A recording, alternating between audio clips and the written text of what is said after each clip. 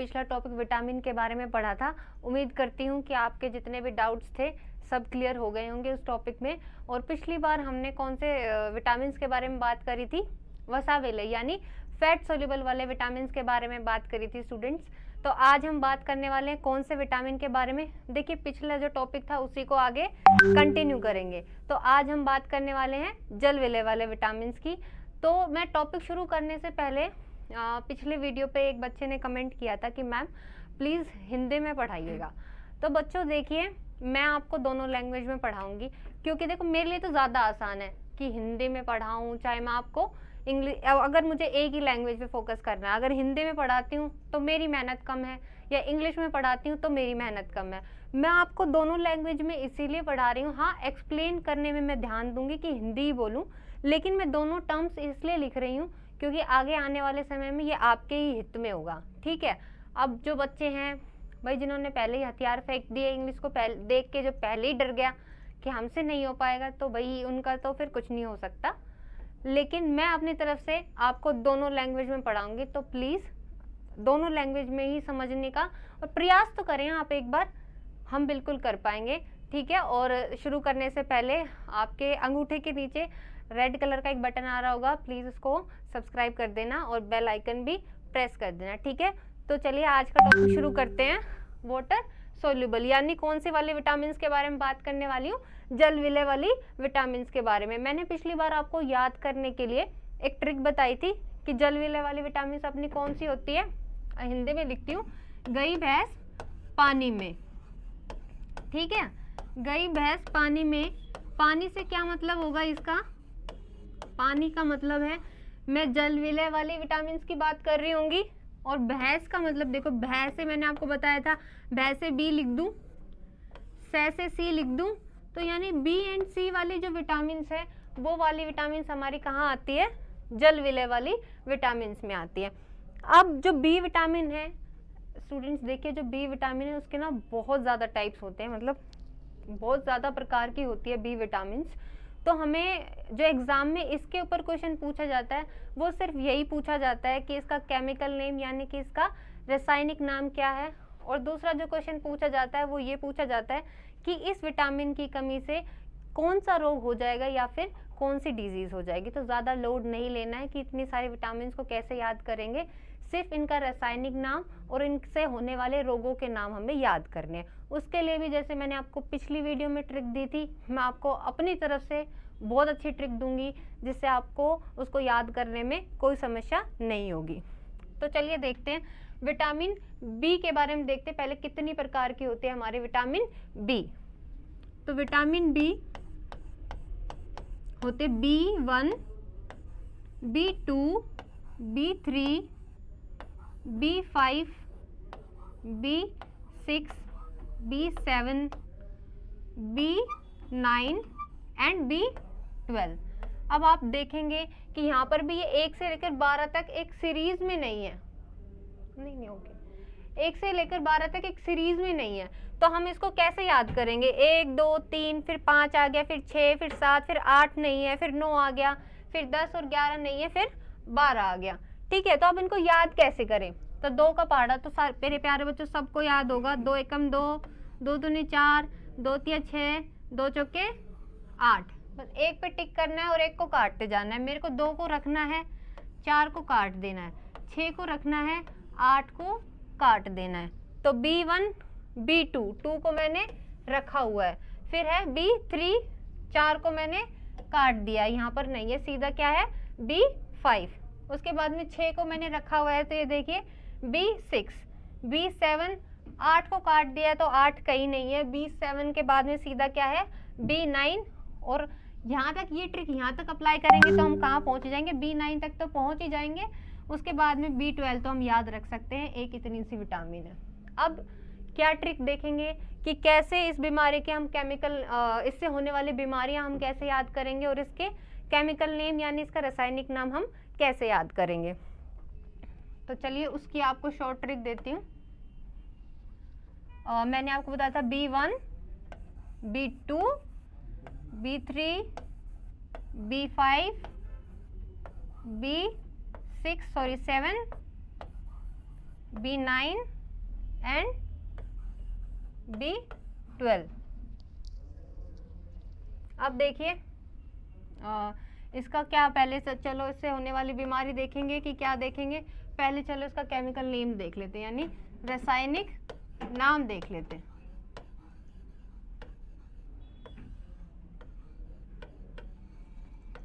रासायनिक नाम को केमिस्ट्री में या फिर अपन ने पढ़ा होगा केमिकल नेम, ठीक है। इंग्लिश में क्या बोलते हैं, केमिकल नेम।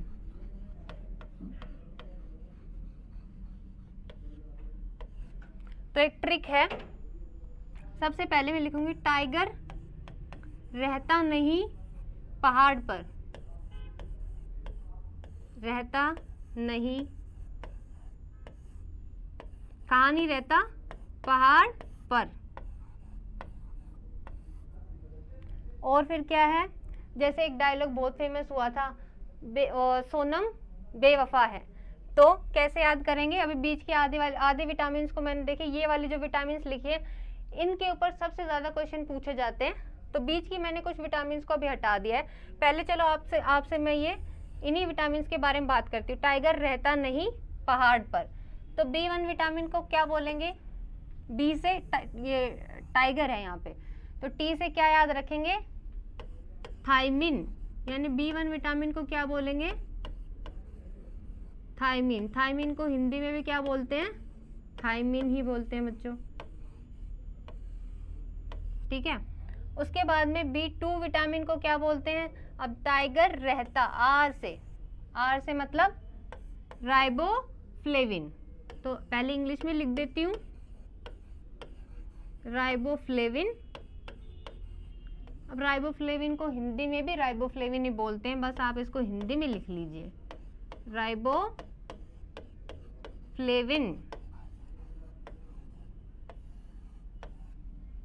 फिर रहता नहीं, न से क्या है, न, तो न से एक विटामिन आती है, इसको बोलते हैं नियासिन,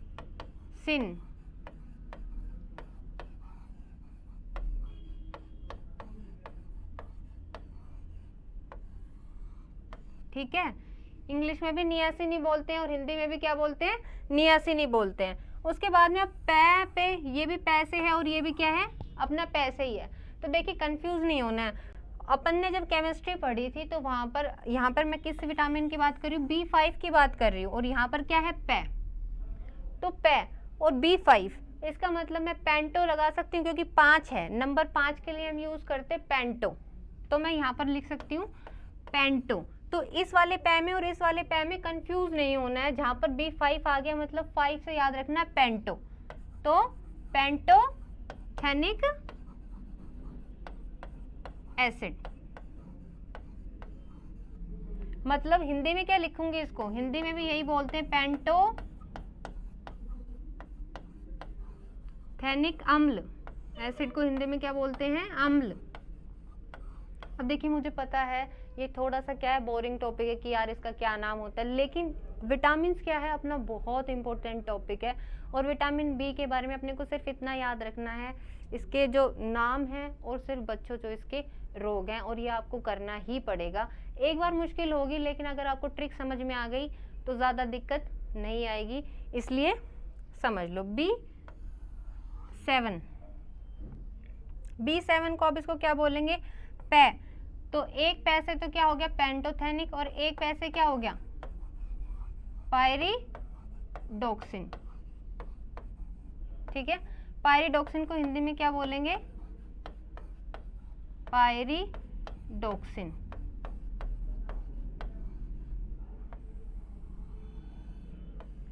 बाकी की और जो विटामिन है उनके बारे में मैं आपको बताकर अभी के लिए ज्यादा परेशान नहीं करना चाहती, क्योंकि मेनली क्या है, इनसे ही क्वेश्चन बन जाते हैं। तो अपना जो टारगेट क्या है, पेपर में अपने से क्वेश्चन अटेम्प्ट होने चाहिए, तो बाकी को और आप एक बार के लिए साइड में हटाओ, बस इतना याद रखो टाइगर रहता नहीं पहाड़ पर, तो उससे क्या हो जाएंगे अपने ये वाले क्वेश्चन सोल्व हो जाएंगे। मैंने अभी आपको एक ट्रिक और बताई थी कि बोर्ड पहले एक डायलॉग फेमस हुआ था कि सोनम बेवफा है, यानी बेवफा सोनम, लेकिन अभी क्या कर रही हूँ मैं, सिर्फ आपको इन्हीं विटामिन के बारे में बता रही हूँ, क्योंकि यही अपने लिए इम्पोर्टेंट है। तो इनके केमिकल नेम्स आप याद कर लीजिए, और अब इनसे होने वाली बीमारियां मैं आपको बताने वाली हूँ। देखिए इनकी जो बीमारियां हैं वो हमें याद करनी ही पड़ेंगी, कोई ऑप्शन नहीं है उनके लिए।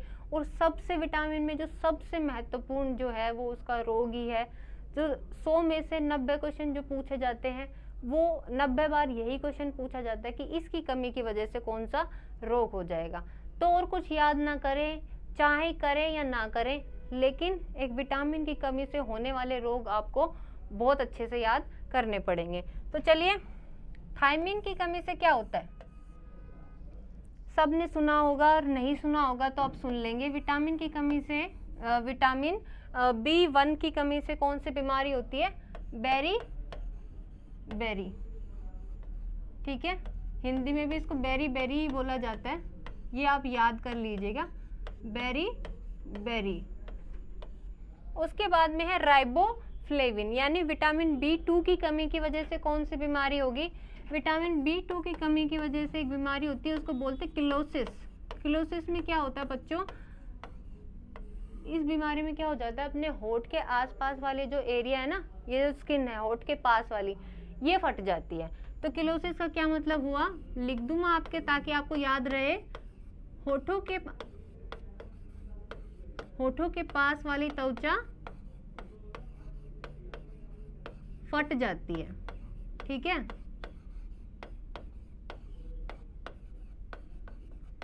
फिर अब एक और क्या क्वेश्चन है, आप पूछ ले कि विटामिन B3 की कमी की वजह से क्या होता है? तो राइबोफ्लेविन की कमी की वजह से क्या होगा? हैं? नहीं आ रहा उधर से जवाब। चलो ये मैं आपके ऊपर छोड़ती हूँ कि आपको सर्च करना है कि विटामिन B3 की कमी की वजह से क्या हो जाता है, ठीक है।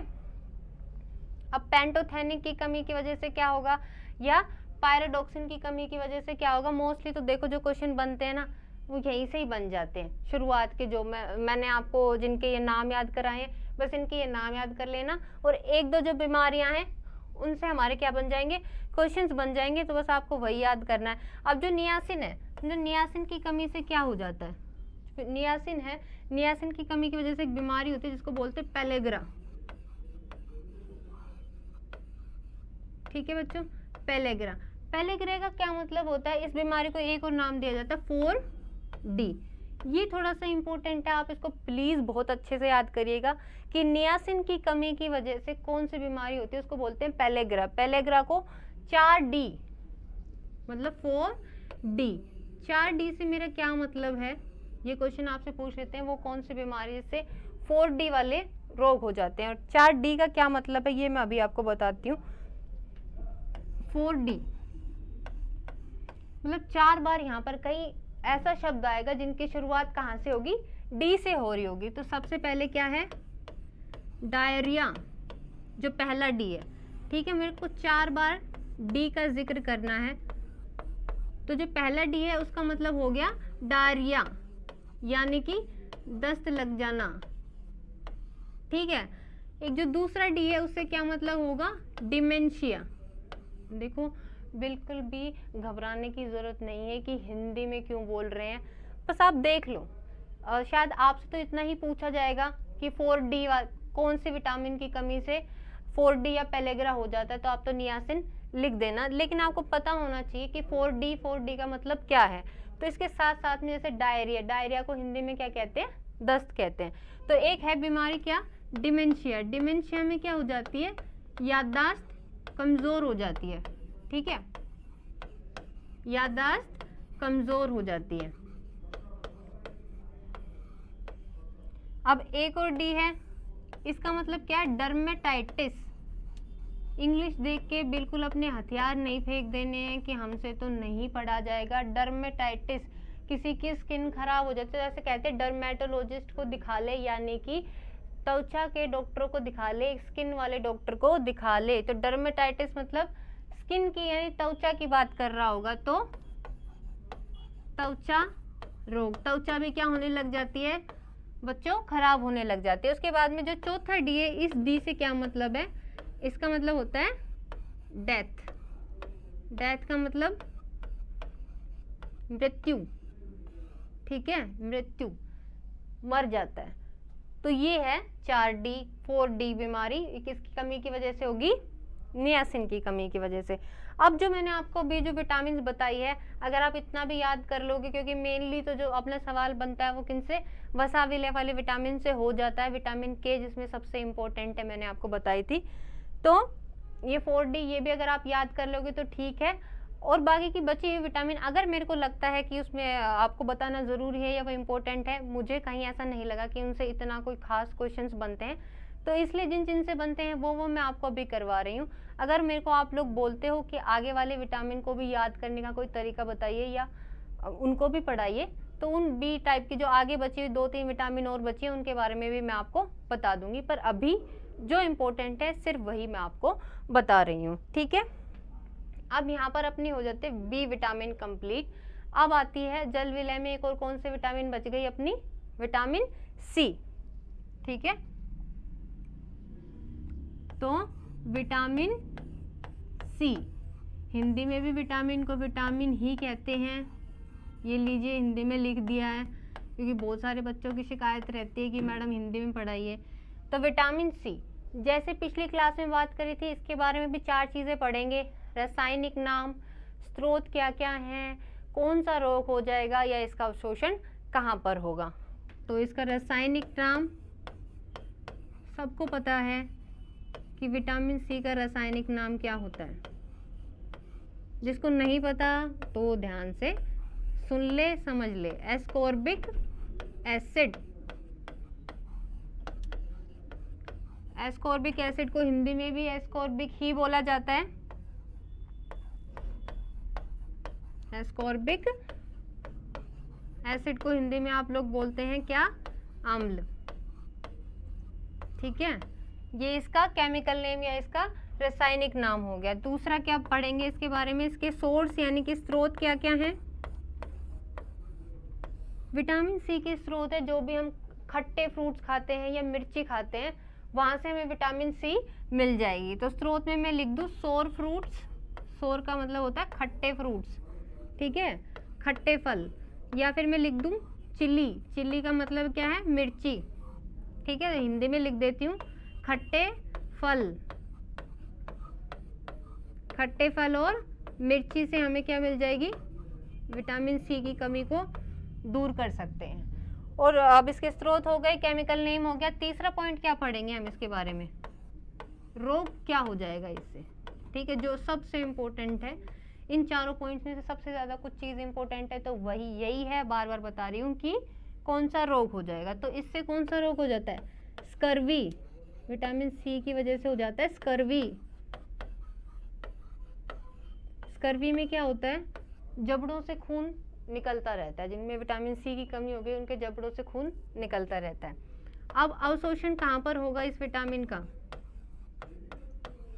जो पीछे अपन ने विटामिन पढ़ी थी उनका अवशोषण हो रहा था लीवर में यानी कि यकृत के अंदर, लेकिन विटामिन सी का जो अवशोषण होता है वो कहाँ होता है, इंटेस्टाइन यानी कि आपकी आंत्र के अंदर इसका अवशोषण होगा, ठीक है।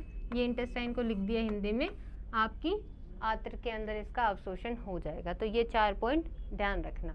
अब आज की क्लास में क्या पूरा हो गया, पिछली क्लास में अपन ने पढ़ लिया था वसा विलय वाले विटामिन, आज हमने कंप्लीट कर लिए हैं बी एंड सी विटामिन, यानी हमारी जल विलय वाले विटामिन को कंप्लीट कर लिया है।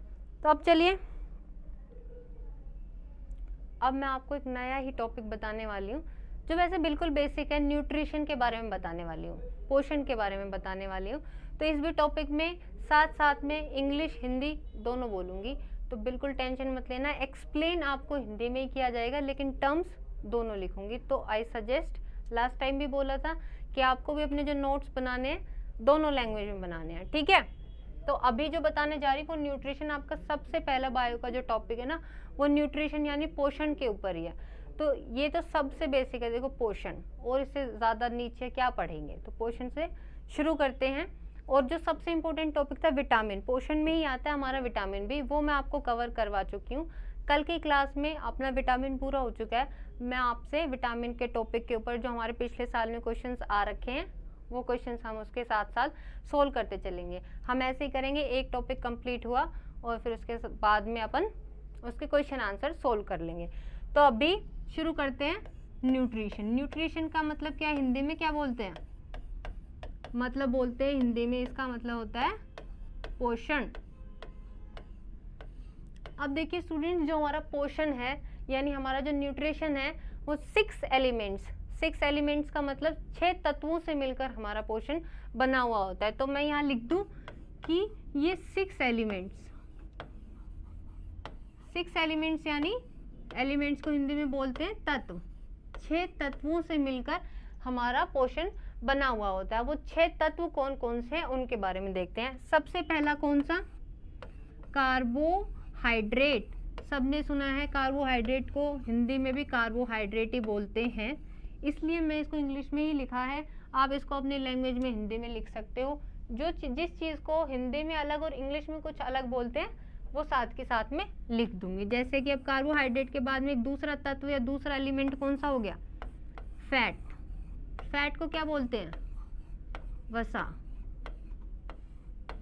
तीसरा एलिमेंट कौन सा हो गया? प्रोटीन। प्रोटीन को हिंदी में प्रोटीन ही बोलते हैं, ये लीजिए तो लिख दिया है प्रोटीन। चौथा पॉइंट विटामिन्स जो हो गए, जिसके बारे में अपन पढ़ चुके हैं अपने विटामिन्स के बारे में। पांचवा पॉइंट है मिनरल्स। मिनरल्स को हिंदी में क्या बोलते हैं बच्चों? खनिज लवण। ठीक है, जिनको इंग्लिश में नहीं समझ आ रहा, मिनरल्स का मतलब होता है क्या? खनिज लवण। और अभी एक छठा तत्व है, तो छठे नंबर का कौन सा है? वाटर। वाटर का मतलब जल।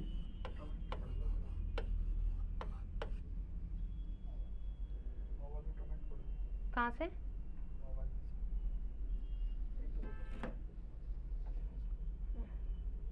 चलो 1 मिनट रुको, आपके कमेंट देखती हूँ मैं, क्या कुछ कमेंट्स आ रहे हैं। तो अब ये जो 6 के 6 एलिमेंट मैंने लिखे हैं, अपन इसके बारे में एक एक करके बात करेंगे। जिसमें विटामिन के बारे में तो मैं आपको बच्चों पढ़ा ही चुकी हूँ। ठीक है, अपन इसके बारे में एक एक करके बात करेंगे। जिसमें विटामिन के बारे में तो मैं आपको बच्चों पढ़ा ही चुकी हूँ। Good class. तो इन 6 तत्वों के बारे में अपन पढ़ने वाले हैं। ऐसे कुछ तो मेरे को शो नहीं हो रहा, कमेंट्स क्यों नहीं शो हो रहे मेरे को? कमेंट्स नहीं शो हो रहे मेरे फोन में। चलो कोई बात नहीं, आप लोगों के कमेंट्स एक्चुअल में मुझे नहीं शो हो रहे हैं, तो मैं कल से कुछ और करते हैं जिससे आपके कमेंट्स वगैरह भी मुझे ऐसे दिखते रहें। तो कोई दिक्कत नहीं है, आज के लिए माफ़ी। ये 6 एलिमेंट के बारे में हम एक एक करके सबके बारे में पढ़ेंगे, लेकिन जो सबसे इम्पोर्टेंट है विटामिन के बारे में हम क्या कर चुके हैं? पढ़ चुके हैं। अब देखो, ये आपने अभी एक और तत्व ऐड हुआ है, तो मैं आपको आप बस अपने दिमाग में लेकर चलिएगा, फाइबर। ठीक है, क्योंकि इसके ऊपर क्वेश्चन बन सकता है कि कौन सा नया तत्व ऐड हुआ है। तो कौन सा हुआ है? फाइबर ऐड हुआ है। तो अब कार्बोहाइड्रेट, फैट, प्रोटीन, ये तीनों ऐसे तत्व हैं जो कि हमारे शरीर में जिनका क्या होगा? पाचन होगा। पाचन के बारे में और जानकारी जो है लेते हैं। तो मैं आपको धान की जो है सिंचाई चीजें पढ़ाऊंगी। तो पहले इन 3 तत्वों की मैं बात कर रही हूँ।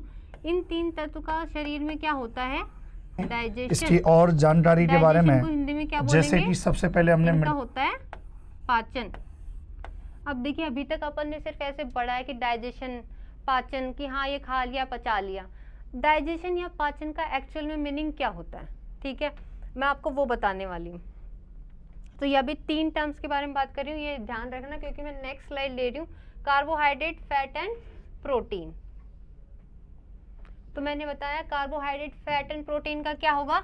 डाइजेशन। डाइजेशन मतलब पाचन।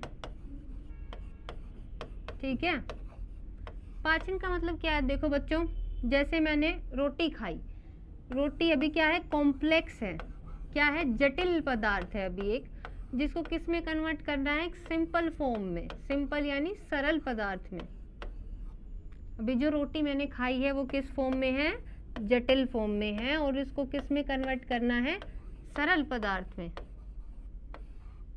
तभी हमारा शरीर उस खाने को पचा पाएगा। और डाइजेशन की या पाचन की यही क्रिया है। जो रोटी खाई है वो जटिल पदार्थ के रूप में है अभी, और उसको सरल पदार्थ में कन्वर्ट कर दिया जाएगा, बदल दिया जाएगा।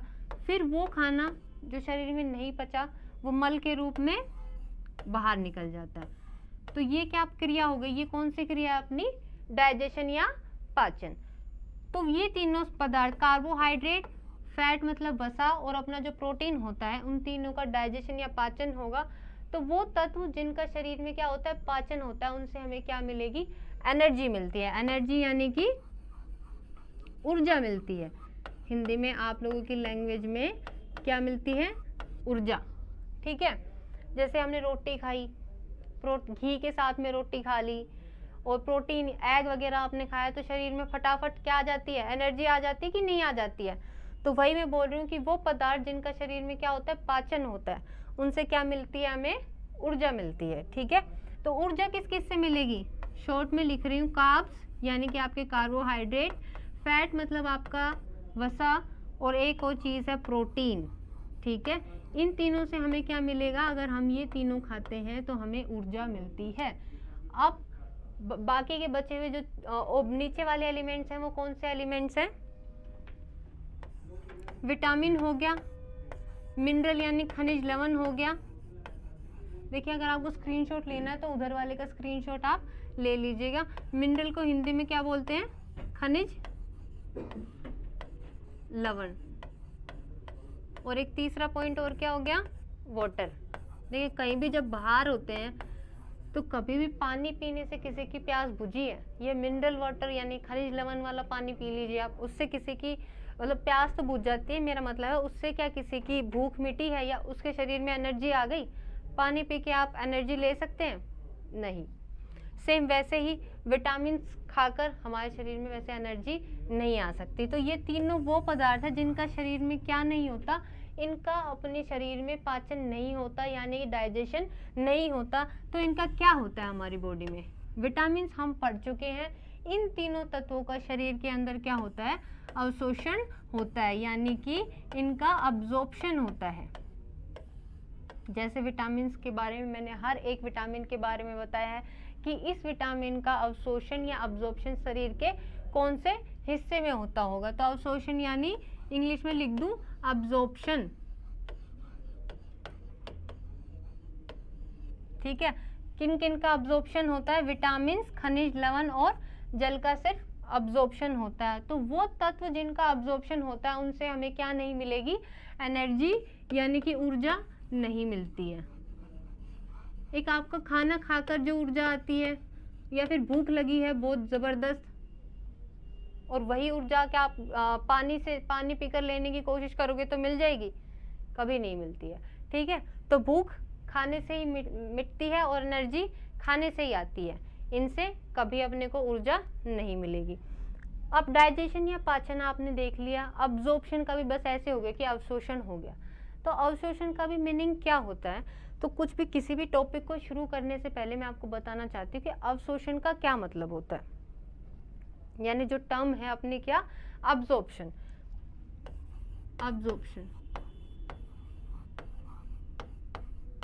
देखो अब्जॉर्प्शन का क्या मतलब होता है, मैंने पीछे कहा कि खाना खाते समय जो रोटी अभी हमने खाई है वो क्या है, जटिल है, जटिल से उसको किस में बदल दिया, सरल में बदल दिया।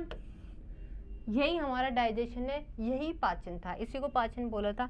अब ये जो पदार्थ सरल में कन्वर्ट हो गया या सरल में बदल गया है, ये जाकर कहाँ मिल जाएगा, हमारे रक्त में या ब्लड के साथ में घुल जाएगा।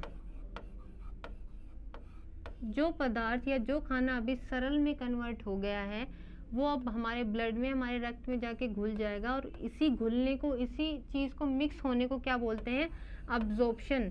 जो खून में जाके या रक्त में जाके घुल गया है उसको क्या बोलते हैं, अब्जॉर्प्शन यानी अवशोषण। अब हमारा जो ब्लड है या जो रक्त है ये प्रत्येक विभिन्न अंगों के पास में जाएगा, डिफरेंट ऑर्गन्स के पास में जाएगा। तो मैं लिख दूं, इस फॉर्म में खाना लिया था, इस फॉर्म में बदल दिया गया, रक्त के साथ में मिल गया, और अब कहाँ गया, ऑर्गन यानी अलग अलग विभिन्न अंगों के पास में गया, और वहाँ पर इसका क्या हुआ, हिंदी में बोलते हैं स्वांगीकरण, और इंग्लिश में क्या बोलते हैं, एसिमिलेशन।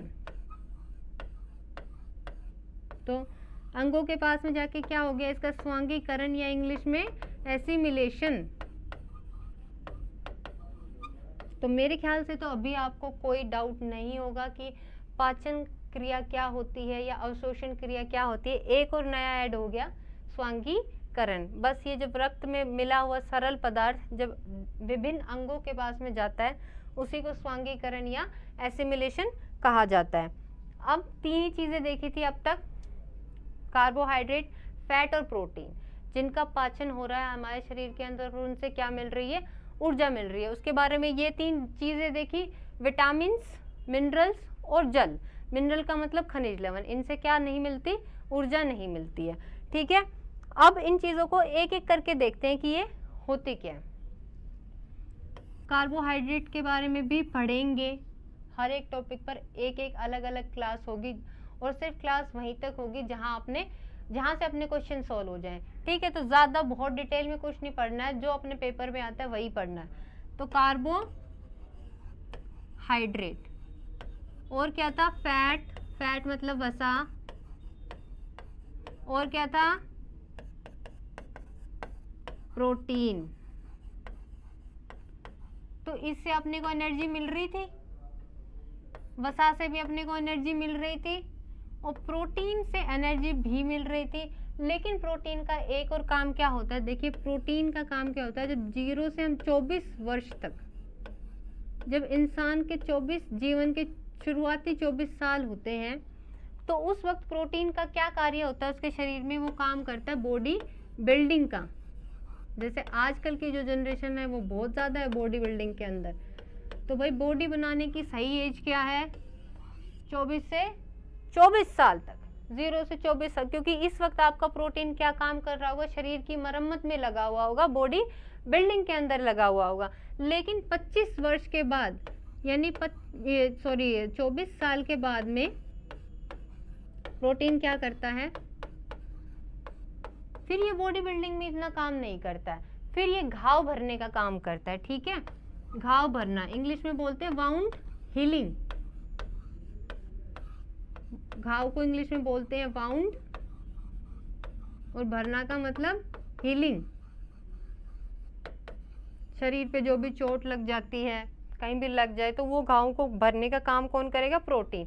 अब एक क्वेश्चन इस पे बन सकता है कि वो कौन सा पोषक तत्व है जो घाव भरने का काम करता है, तो कौन सा होगा, प्रोटीन। ठीक है, ये प्रोटीन के बारे में खास बात हो गई। उसके बाद में है अपने 2 पॉइंट्स जो मैं आपको बताना चाहती हूँ, पहला विटामिन और एक है मिनरल। मिनरल आप लोगों के लिए, क्योंकि मैक्सिमम एग्रीकल्चर में अपने यहाँ ज़्यादा हिंदी मीडियम के बच्चे हैं इसलिए बार बार बोल रही हूँ, मिनरल का मतलब है खनिज लवण। ठीक है, विटामिन को तो आप हिंदी में विटामिन ही बोलते हैं, ये चलिए लिख देती हूँ, कंफ्यूज नहीं हो कोई बच्चा। तो विटामिन को, ये दोनों जो अपने प्रोडक्ट्स हैं या ये दोनों जो तत्व हैं, ये क्या काम करते हैं शरीर में, ये दोनों तत्व कंट्रोल करते हैं हमारी मेटाबॉलिक रिएक्शंस को। मेटाबॉलिक रिएक्शंस को हिंदी में क्या बोल सकते हैं, ये दोनों तत्व हमारी उपापचयी क्रियाओं पर नियंत्रण रखते हैं। तो लिख दूं इनके लिए यहाँ पर कि ये क्या करते हैं, कंट्रोल करते हैं। किसको कंट्रोल करते हैं, हमारी मेटाबॉलिक रिएक्शंस को। मेटाबॉलिक रिएक्शंस को हिंदी में क्या कहा गया है, उपापचयी क्रियाएं, यानी ये दोनों तत्व हमारी उपापचयी क्रियाओं पर नियंत्रण रखेंगे। अब देखो उपापचयी क्रियाएं क्या होती है, किस चीज़ को बोला है उपापचयी क्रिया। देखो मैं आपको देख पा रही हूँ, आप लोग मुझे देख पा रहे हैं, ये क्या है, एक मेटाबॉलिक रिएक्शन है, यानी एक उपापचयी क्रिया है। या मैं आपको सुन पा रही हूँ, आप मुझे सुन पा रहे हैं, ये क्या है, एक उपापचयी क्रिया है। जैसे हमारे दिल का धड़कना, एक दूसरे की आवाज़ को सुनना, एक दूसरे को देखना, ये सारी कौन सी रिएक्शंस हैं, मेटाबॉलिक रिएक्शंस, ये अपनी उपापचयी क्रिया। अब मैंने तो यहाँ पर बस सीधा लिख दिया कि विटामिन और खनिज लवण क्या करते हैं, हमारी उपापचयी क्रियाओं पर नियंत्रण रखते हैं। लेकिन मुझे तो आपको प्रूफ देना पड़ेगा कि कैसे करते हैं। आपको सबूत नहीं दूंगी तब तक आप कैसे मानेंगे कि हाँ भाई ये कंट्रोल कर रही है या नियंत्रण कर रही है हमारी उपापचयी क्रियाओं पर। देखो विटामिन के बारे में अपन पढ़ चुके हैं,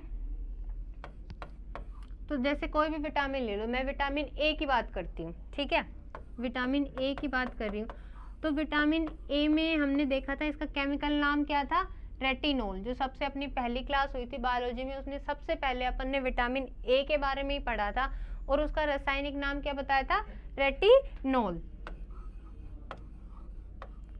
तो रेटिनोल मतलब रेटिना, यहाँ से अपन ने रेटिना निकाल लिया।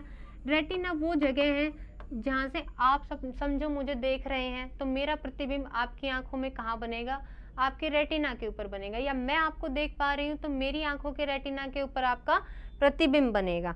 तो रेटिनोल या रेटिना से मुझे समझ में आ रहा है मैं किसकी बात कर रही हूँ, आंखों की बात चल रही होगी मतलब। तो यहाँ लिख दूँ आइस, यानी आंखों की बात चल रही है। तो अगर इस विटामिन की कमी हुई, ए की, विटामिन ए की कमी हुई तो रेटिनोल कम, रेटिनोल कम, प्रभाव किस पे पड़ा, रेटिना के ऊपर, और रेटिना के ऊपर प्रभाव पड़ा तो आंखों पर प्रभाव पड़ा, आंखें कमजोर हो गई। अब देखना कि आंखों से देखने वाली क्रिया कौन सी, उपापचयी क्रिया, और वो किसके कंट्रोल में है, विटामिन के कंट्रोल में है, यहाँ से ये वाले, ठीक है। विटामिन किसके कंट्रोल, अपनी आंखें किसके कंट्रोल में है, विटामिन के कंट्रोल में, क्योंकि अगर विटामिन अच्छा खासा होगा तो आंखें सही से काम कर रही है, विटामिन अगर कम हुआ तो आंखें बेचारी कमजोर हो जाएंगी। तो सीधी जैसे ये बीच में क्या है, बिचौला है, इसको हटा के सीधा यही बोल दूं कि हमारी विटामिन उपापचयी क्रियाओं को कंट्रोल कर रही है, क्योंकि आंखों से देखने की क्रिया कौन सी क्रिया है, उपापचयी क्रिया है।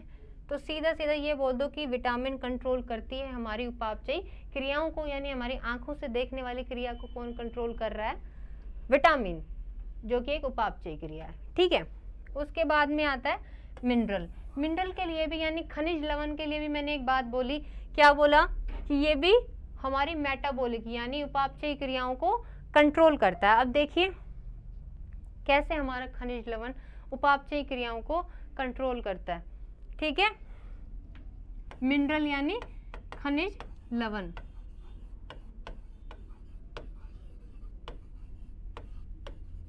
कैसे कंट्रोल करेगा आपकी मेटाबॉलिक रिएक्शंस को या उपापचयी क्रियाओं को। मिनरल में सबने इसका नाम सुना है, सोडियम, NaCl, आपका नमक, अपना जो नमक का फॉर्मूला यही होता है ना, नमक। तो देखिए जैसे मैं आपको बोलूं कि 20 बच्चे हैं, 20 में से मैं गारंटी ले सकती हूँ 5 बच्चे तो पढ़ने वाले होंगे, बाकी के 15 कोई थोड़ा बहुत पढ़ने वाले होंगे, कोई बिल्कुल नहीं ठल्ले होंगे, लेकिन 20 के 20 बच्चे आज की तारीख में गाना तो सुनते हैं, ठीक है।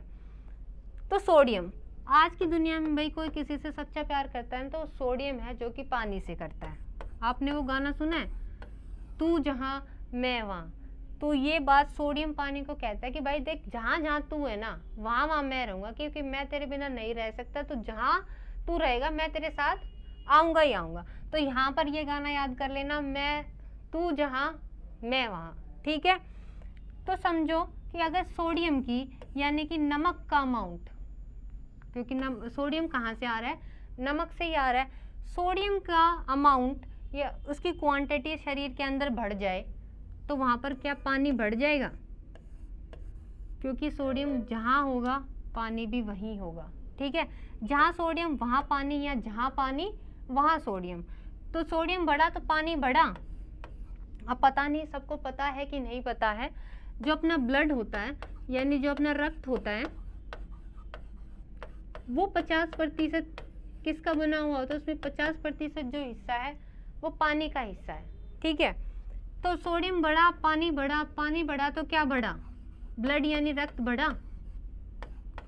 अब आप खुद सोच के देख लीजिए, अगर हमारी नाड़ियों में रक्त बढ़ जाएगा तो क्या प्रेशर बढ़ेगा, तो मैं कौन सा प्रेशर बढ़ेगा, ब्लड प्रेशर यानी बीपी हाई हो जाएगा।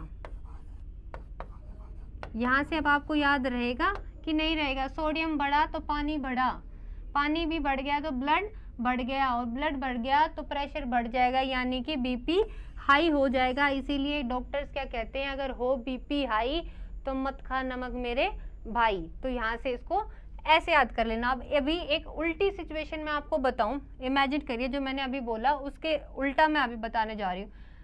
यहाँ तो मैंने बोला कि सोडियम बढ़ गया, तो अब बोलूँ कि सोडियम अगर कम हो गया, देखो नीचे इन एरो से मेरा शॉर्टकट है, ये मैंने ऊपर की तरफ एरो लगाए मतलब बढ़ रहा है, नीचे की तरफ ये बनाया है, इसका मतलब घट रहा है। तो अगर सोडियम घट गया तो वहां क्या घट गया, पानी भी घट गया। तो H2O लिख दिया, पानी भी कम हो गया। अब पानी भी कम हो गया तो लिख दूं यही वाली बात कि ब्लड भी कम हो गया, ब्लड यानी रक्त भी कम हो गया। ये लीजिए यहाँ लिख देती हूँ, रक्त कम हो गया, रक्त भी कम हो गया। तो बच्चों देखो वहां पर अगर बीपी हाई हो रहा था और इससे उल्टी बात कर रहे हैं तो यहाँ पर क्या हो जाएगा, बीपी लो। तो लिख देती हूँ, ये लीजिए बीपी लो। तो इसके लिए भी एक बात कही जाती है, अगर हो बीपी लो तो नमक लो। ठीक है। अब जो ट्रिक मैंने आपको दी है ये आपको बिल्कुल ऐसे सच ही याद रखनी है। कभी घर में किसी को बीपी हाई या बीपी लो हो जाए तो उसका इलाज कैसे करना है। ठीक है। कभी ऐसे करो भाई बीपी हाई वाले को तो नमक दे दो और बीपी लो वालों को बोलो कि नहीं नहीं इसको नहीं देना, भाई वो आदमी चलता बनेगा। फिर कहोगे कि मैडम ने गलत पढ़ाया था, मैडम ने तो सही बताया था, आपने सही से नहीं सुना। ठीक है। तो ये वाला कॉन्सेप्ट भाई किसी की जिंदगी और मौत का सवाल है, तो आपको इसको तो बहुत अच्छे से पढ़ना पड़ेगा। और जैसे मैं आपको एक बार फिर बता देती हूँ, तू जहाँ मैं वहाँ, जहाँ जहाँ ये वहाँ वहाँ पानी, यानी जितना नमक खाएंगे उतना पानी, पानी बढ़ा तो क्या बढ़ा, ब्लड, ब्लड बढ़ा। ठीक है। ब्लड बढ़ा तो ब्लड प्रेशर बढ़ा, यानी बीपी बढ़ गया। तो इनडायरेक्टली बीपी को नॉर्मल करने के लिए क्या, नमक घटाना पड़ेगा कि नमक बंद कर दो। यही बात उसके लिए है, सोडियम कम, पानी कम, पानी कम तो खून भी कम, और खून भी कम तो बीपी लो। और जिनका बीपी लो हो जाए उनको एक गिलास में नमक डाल के घोल के पिला दीजिए, नॉर्मल हो जाएगा। ठीक है। अब देखो बच्चों, ये आज का टॉपिक था पोषण। पोषण में अब अपने को जितने भी ये तत्व हैं उन सब के बारे में अपने को एक एक करके पढ़ना है।